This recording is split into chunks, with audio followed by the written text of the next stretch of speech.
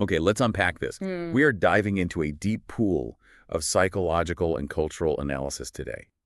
Our mission is to take the collection of sources, specifically the doctoral work of Dr. Ayman Siddiqui, and explore a concept that often sits right in our social blind spot, It really does. the psychology of prejudice against men.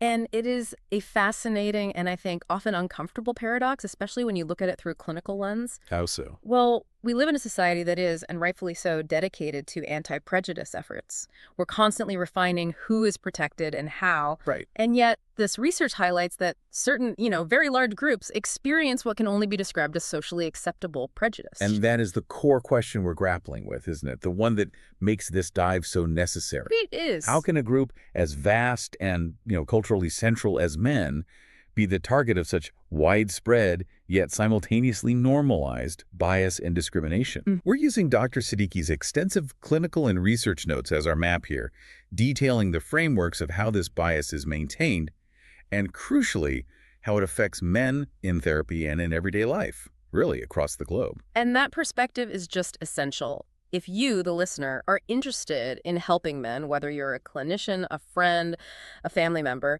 you really have to first acknowledge the cultural wind they are constantly flying into. It's like a baseline condition you have to be aware of. Exactly. Dr. Siddiqui emphasized that no psychotherapist can establish a truly effective, trusting relationship with a male client unless they are fully aware of the culturally sanctioned prejudices that man faces the moment he even walks into the room. Okay, so before we get into the sort of application of the research, Mhm. we need to establish a very clear psychological foundation. Absolutely. When we talk about bias, stereotype, and prejudice in public discussion, these terms get thrown around, often conflated. So let's just unpack these three conversationally. That's a great starting point because precision really, really matters here. So we begin with bias. A bias, psychologically speaking, is simply any slant. It can be positive or negative toward a thing, an idea, or a group. So it's just a cognitive shortcut. It's a natural cognitive shortcut. Our brains are, they're wired to categorize information. So biases are. They're just unavoidable.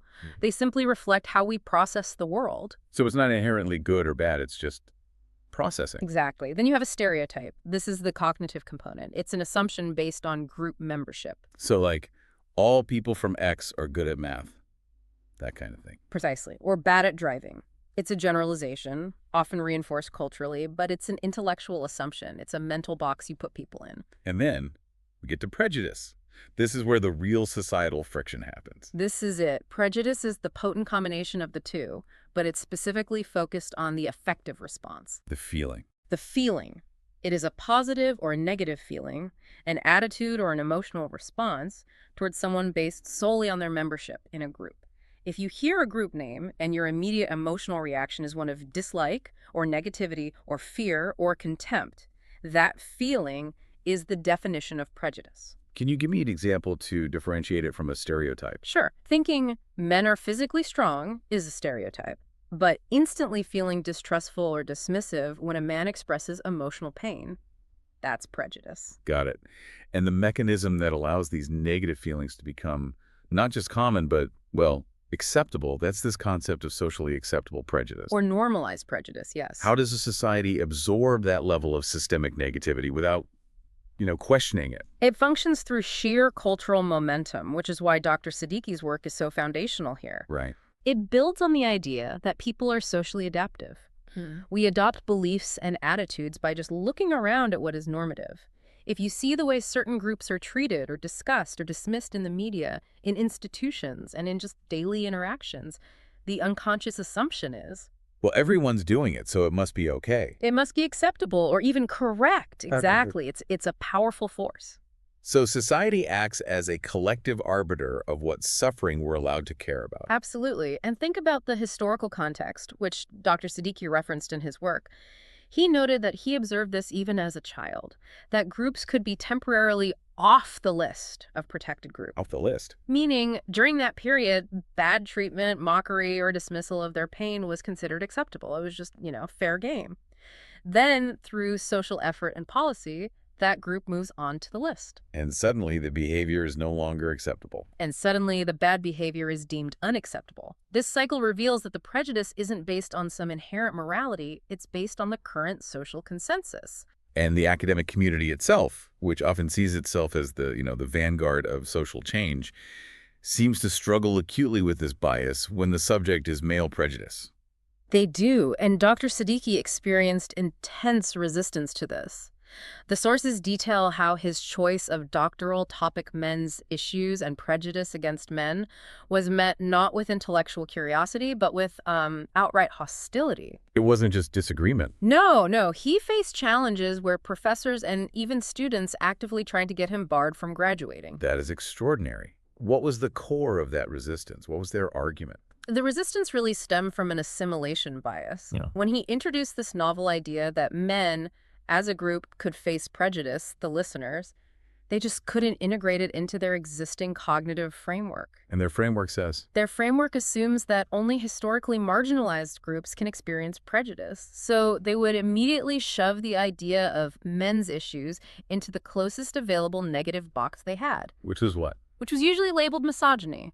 So they assumed that caring about male suffering automatically equals hating women.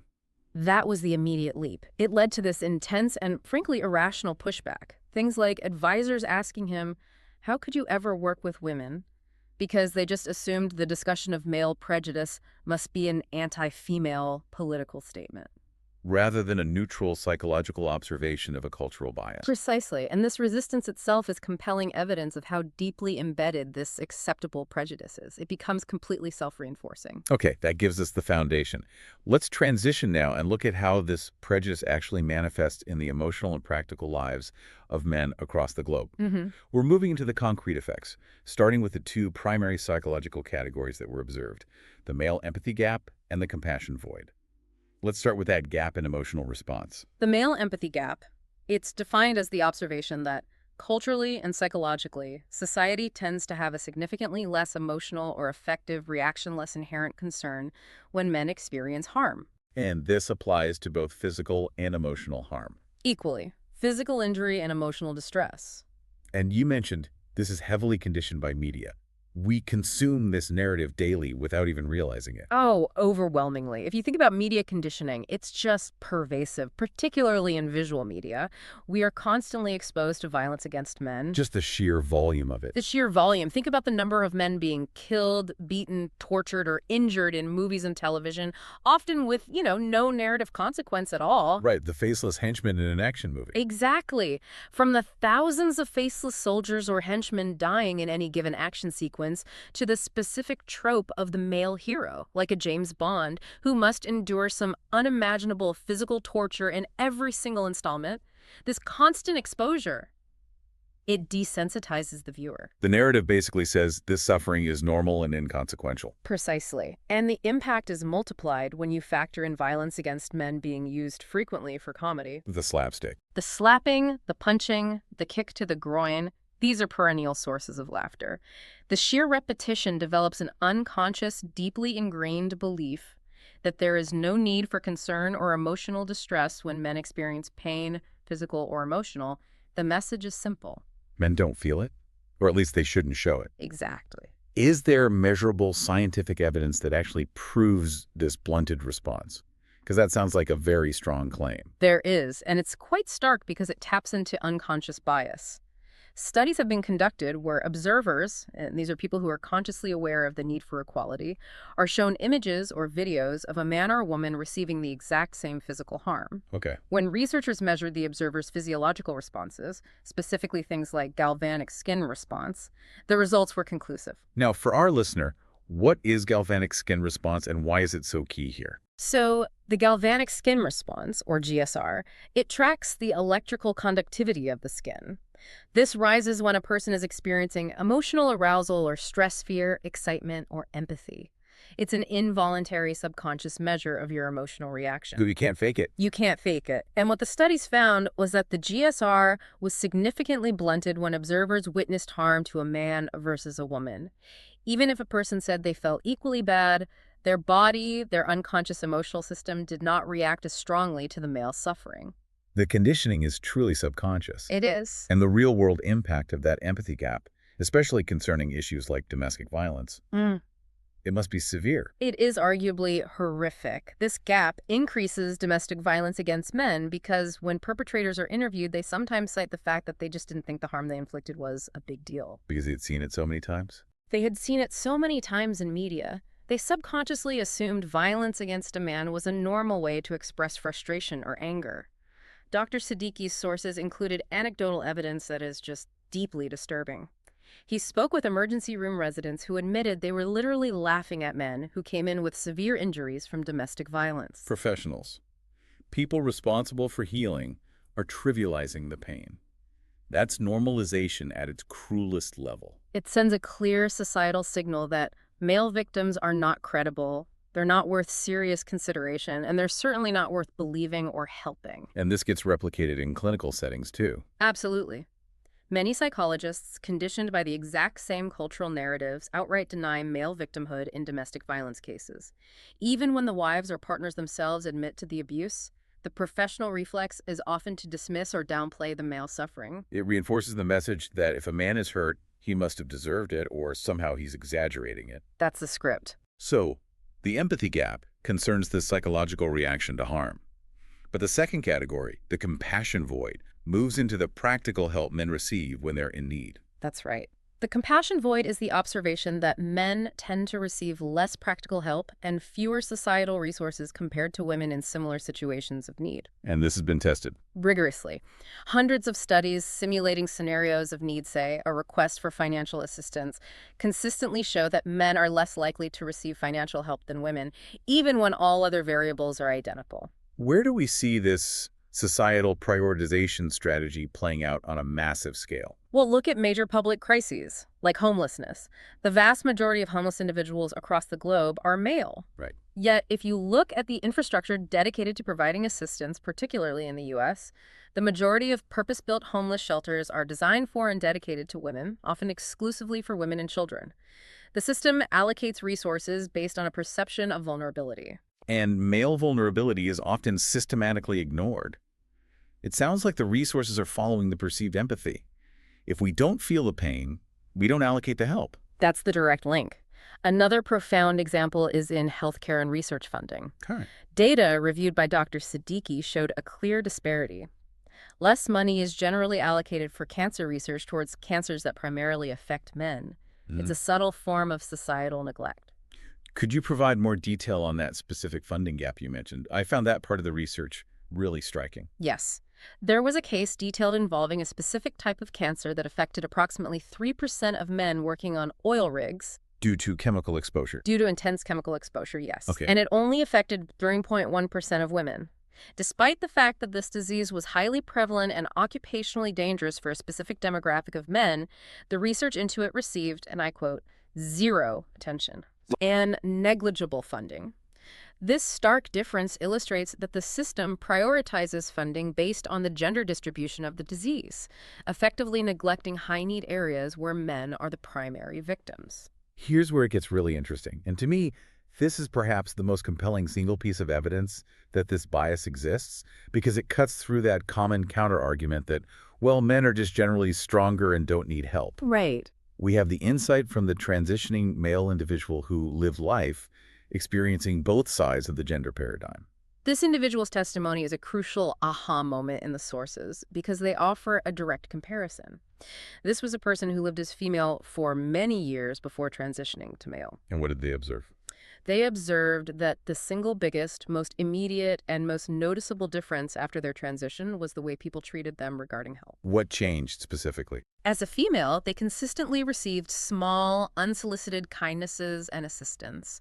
Help carrying heavy bags, help with luggage, assistance getting on public transit, or even just detailed guidance when they looked confused. The little things. The little everyday things. After transitioning to male, they said they felt like, and again, I'm quoting, nobody gave a damn when they struggled. They found themselves hauling things alone, struggling with daily problems, and people simply walked past. That shifts the conversation entirely. It proves the change isn't about objective strength. It's about the social perception of need. And the willingness to offer assistance. Exactly. It confirms that an unconscious cultural signal exists that says, this person is struggling, but they are male, therefore their struggle is acceptable, irrelevant, or perhaps even deserved. The compassion void is driven by this signal. And it reinforces that larger cultural narrative that men must be self-sacrificing, that their struggles are secondary. It does. That idea of sacrifice leads us perfectly into Section 2. If these biases operate unconsciously and affect emotional and practical outcomes, how do they become, codified in our institutions, our laws, and our professional fields? Right. We need to look at how systemic mechanisms perpetuate this prejudice, what we can accurately call institutional misandry. And when we talk about institutional bias, the public discourse often leaps straight to, say, corporate quotas in historically male-dominated industries like tech or finance. Sure. But the prejudice manifests most clearly when society applies these strategies inconsistently. The systemic problem isn't that we seek gender balance. The problem is that we only apply corrective strategies when the gender deficit harms women. But rarely when the deficit harms men. Rarely. Give us an example where the gender deficit is high for men, but institutional barriers are actively keeping them out. Nursing is the classic example cited in the sources. The vast majority of nurses are female, creating a huge gender deficit. Yet, significant, well-documented discrimination exists against men entering the field. In what way? Male nurses often report being assigned almost all of the heavy physical labor, the lifting, the difficult patient handling, because of the assumption that the lone man on the unit should be the brute strength. And beyond that kind of physical discrimination, there are clear institutional disincentives. Absolutely. In many regions, particularly in the U.S., there are female-only nursing scholarships. This directly violates the very principle of achieving gender balance. It actively excludes and disincentivizes men from entering a field where they are severely underrepresented. It's a complete double standard. Imagine the outcry if there were male-only engineering scholarships when engineering is already male-dominated. The inconsistency illustrates the normalized prejudice. When men are underrepresented, the imbalance is often ignored or even cemented by policy. And this deficit issue also exists acutely in Dr. Siddiqui's own field, psychology. Yeah. If therapists are overwhelmingly female, how does that impact the patient population? Well, it creates a crisis in accessibility for many men. There's a large and increasing deficit of male psychologists. Why does that matter? For many male clients, particularly those dealing with trauma or depression or issues related to traditional masculinity, having a male therapist can be crucial for comfort, for rapport, for establishing trust.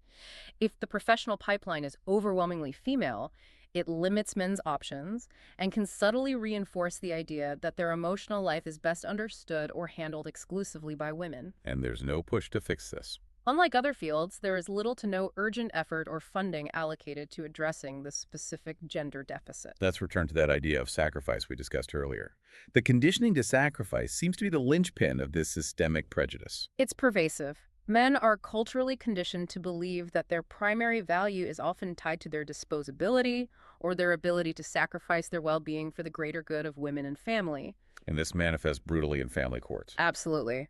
Where systemic prejudice dictates outcomes. In divorce cases, divorced fathers frequently lose significant or even full access to their children because the mother's emotional well-being is often automatically prioritized. Even if the father is objectively stable, financially solvent, and capable. Exactly. The systemic assumption is always that the mom needs the children for emotional stability and the dad will be okay, or is simply replaceable. This happens even when the fathers are alone, struggling, or in dire straits. And the men themselves are conditioned to accept it. That's the deepest tragedy. They're often conditioned to accept this outcome. They default to, I guess that's fine, I should step back. This institutional prioritization of one partner's emotional state over the other's reveals the deep conditioning that male suffering is secondary and acceptable. And if a man does try to break that conditioning and express his emotional distress, he runs right into the sensitivity bind. The classic double bind in psychology. Explain that. The double bind is devastating precisely because it traps the person. Society tells men, on the one hand, that they should have emotions, that they should be sensitive, that toxic stoicism is bad. But the moment they actually share deep, vulnerable emotional experiences or stand up for themselves against abuse or ridicule, they often receive immediate negative feedback, dismissal, or ridicule. So the cultural message is, we want you to be vulnerable, but only when it serves us, and if you express it, we will judge you. That's the practical outcome. If a man tries to stand up for himself after being slapped or insulted by a female partner, he is often immediately treated as the potential criminal or abuser, not the victim. This reinforces the message that vulnerability and emotional expression are dangerous or unacceptable coming from a male source. Which leads right back to emotional suppression and clinical issues. Directly. Perhaps the most stark example of institutional misandry in the sources, showing resistance to acknowledging male victimhood at the highest regulatory levels, is the historical definition of rape used by the FBI. This is a chilling illustration of systemic data concealment. Until 2012, the FBI literally defined rape as sexual violence against women. Meaning a man couldn't be a victim. It means that, by official definition, their national crime statistics recorded 0 male rape victims for decades because it was definitionally impossible for a man to be raped. Their system rendered half the population invisible to this specific crime. That's beyond bias. That's purposeful data erasure masking the extent of the harm. And when they were finally forced to change the definition due to pressure, the resistance didn't just vanish, it simply got creative. They made a systemic carve-out. Which was? A man can be raped only by another man. If a woman forces a man to have sex with her, it is classified not as rape, but as other sexual assault. What was the justification for such a strange distinction? It seems to serve only to confuse the data. It was based on the reported personal prejudice of the director who oversaw the project at the time. In interviews cited in the research, this director stated, without logical or medical rationale, that sexual violence perpetrated by a woman on a man was different from rape. Just a feel. They simply categorized it separately based on a subjective, biased feeling that the experience of a male victim of a female perpetrator was inherently less serious or qualitatively different. So the outcome is the same. The public is told the gender bias is fixed, but the true numbers remain hidden. Exactly. They achieved a form of data forgery. While they outwardly satisfied the demand for equality and definition, they concealed the true number of sexual assaults against men by burying them in a separate, less severe category. Which ensures that policymakers, researchers, and the general public are still systematically misled about the actual extent of male victimhood. Correct. So we've tracked institutional prejudice, but now let's transition into Section 3 and examine how misandry, these negative views and attitudes about men, is reinforced in daily life, specifically through media and education, which is how these systemic attitudes get taught to the next generation. Right. And misandry is defined as the deep-seated negative views of men as a whole, projecting intrinsically negative or evil characteristics onto them, that they are inherently dangerous, overly violent, solely libidinous, or morally corrupt. These views are the power source. They're the constant power source that fuels the institutional and interpersonal biases we've already discussed. The pervasive media portrayal of men as villains is often just accepted as realism rather than as a form of prejudice. It is normalized to the point of being invisible. Most evil characters, abusers, and criminals in movies and TV are male. And while, yes, there are male heroes, the sheer volume of negative portrayal, the constant depiction of male criminality, failure, or loss, it serves the exact same function that racist or anti-immigrant stereotypes served in previous eras. It lowers the group's standing. It lowers the group's standing, it justifies their suffering, and it reinforces the idea that all men are potential abusers just by existing. And a very efficient tool for lowering group standing is ridicule. Oh, it's extremely effective. Ridicule is a mechanism that has long been used to justify the denigration of any group. It implies that the group is not worthy of serious concern, so harm against them is acceptable or trivial. And we see this today applied relentlessly to male characters. Particularly those who were once symbols of strength. Can you give us some modern, specific examples of that narrative shift? We see it clearly in post-2016 superhero films, which are often aimed at younger audiences. The classic strong male hero is frequently and consistently ridiculed. The sources cite examples like the Thor films, where the central male character's strength is often treated as a running gag. Right. Other characters, male and female, constantly roll their eyes behind his back, positioning another character to surpass him. The message is, the male archetype is outdated, slightly pathetic, and primarily a source of physical comedy, not serious respect. And that idea trickles down quickly into children's media, indoctrinating this perception very early. The example of Peppa Pig cited in the research is particularly salient because it's aimed at toddlers.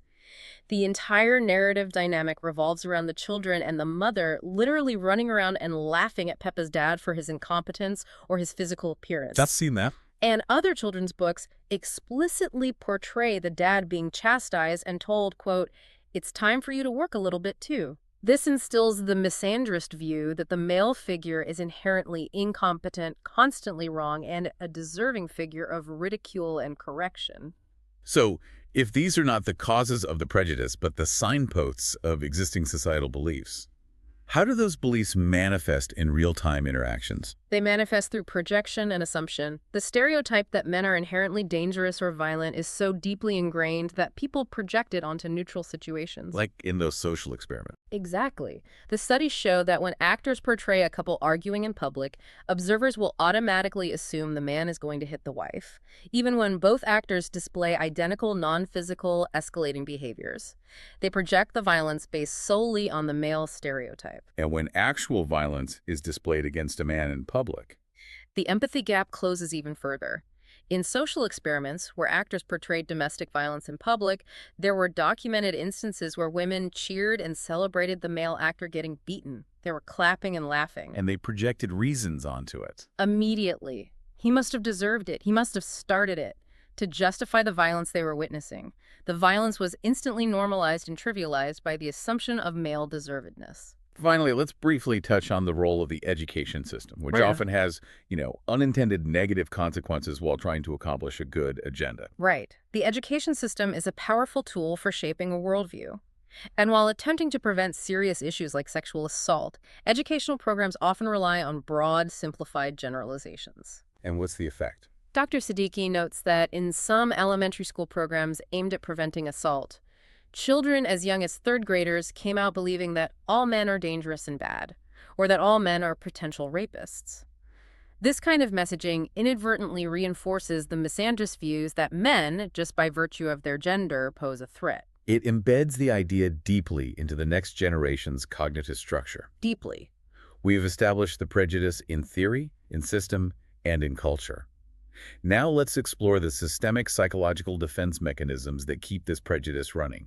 This is the web of maintenance, the resistance that makes it so difficult to introduce counter-evidence or change. This framework, the mechanism of maintenance, is perhaps the most vital tool from the sources for you, the listener, for the learner.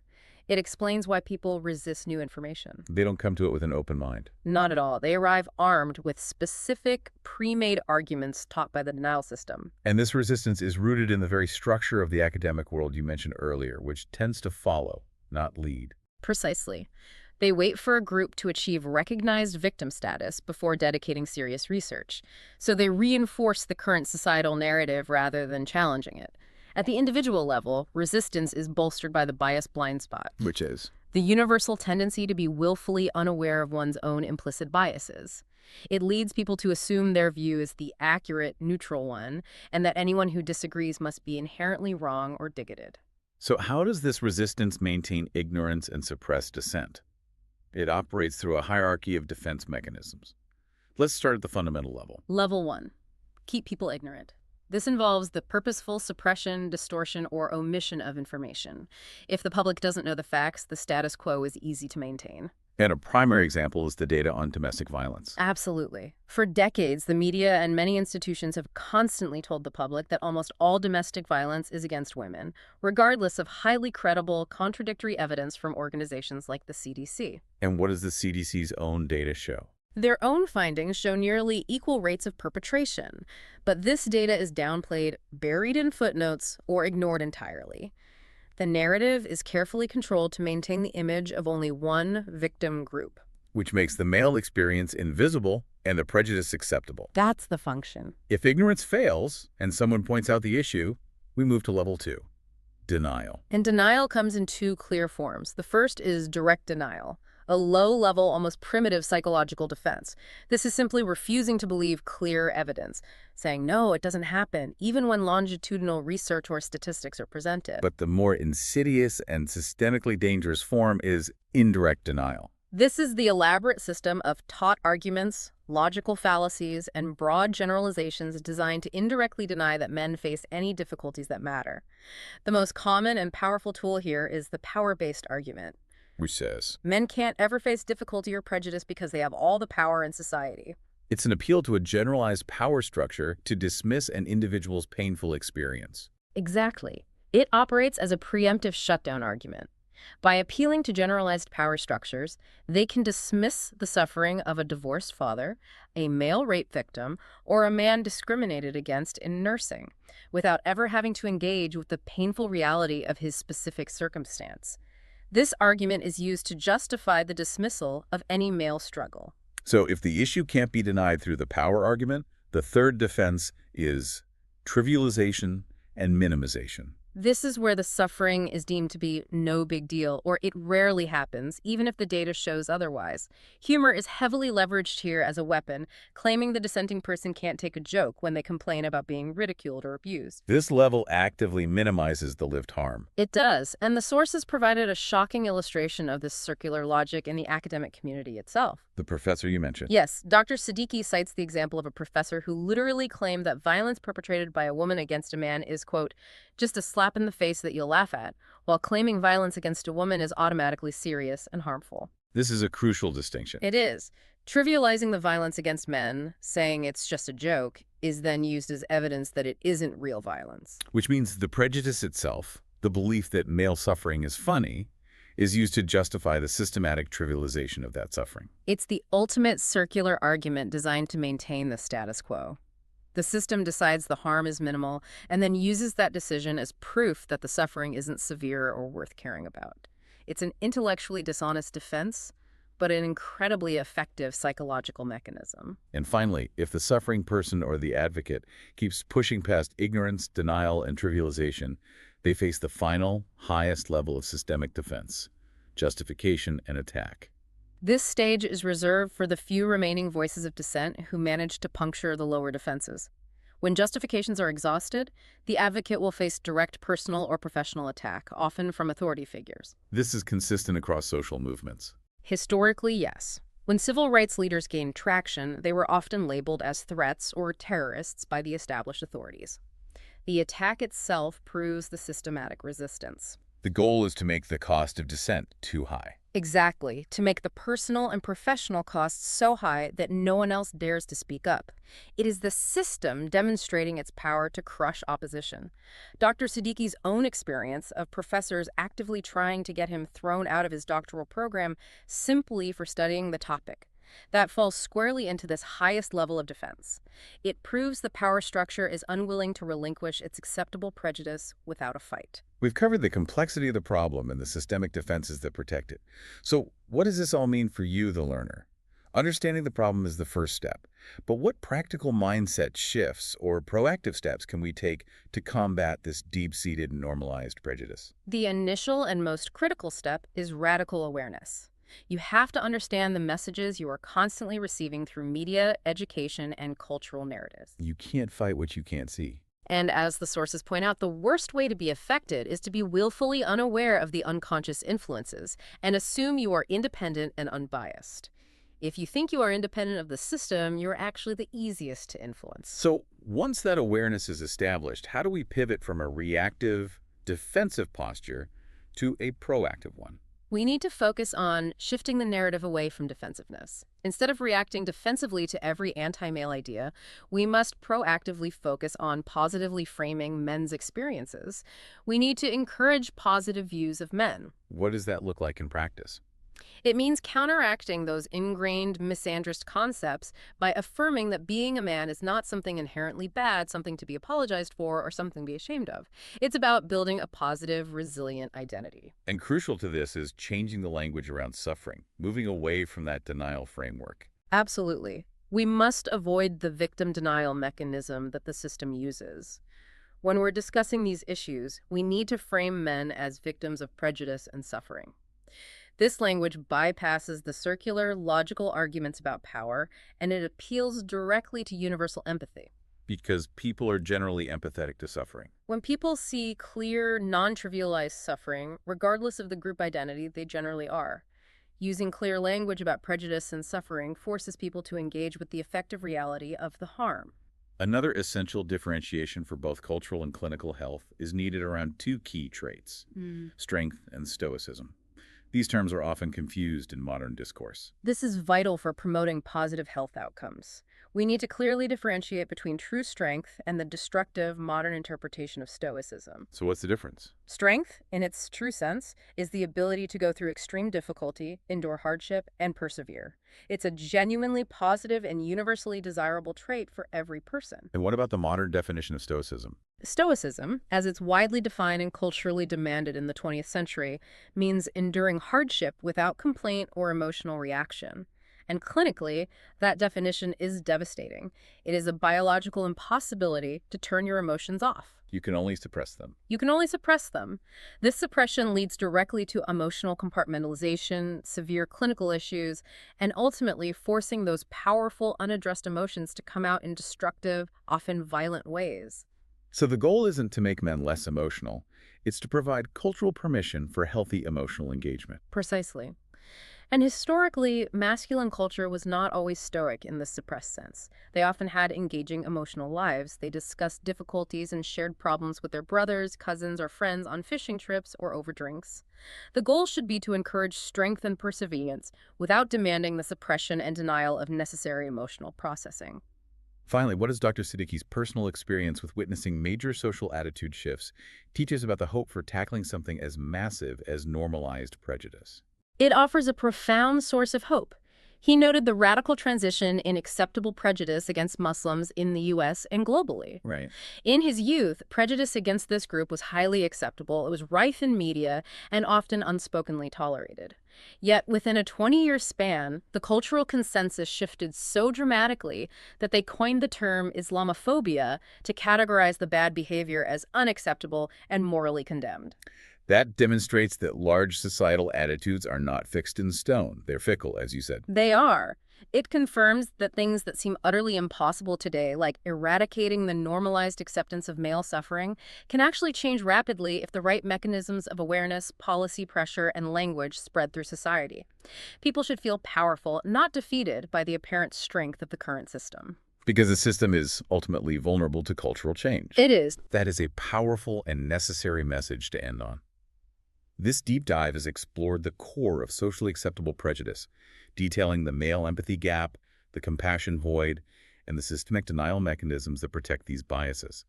It clearly demonstrates that male suffering is often normalized and systematically suppressed, requiring specific awareness and proactive language to effectively address it. It is a conversation that must move out of the academic margins and into mainstream discussion if we are to truly progress towards universal empathy. For you, the learner, as you consume media or encounter institutional policies in your daily life, take this final thought with you.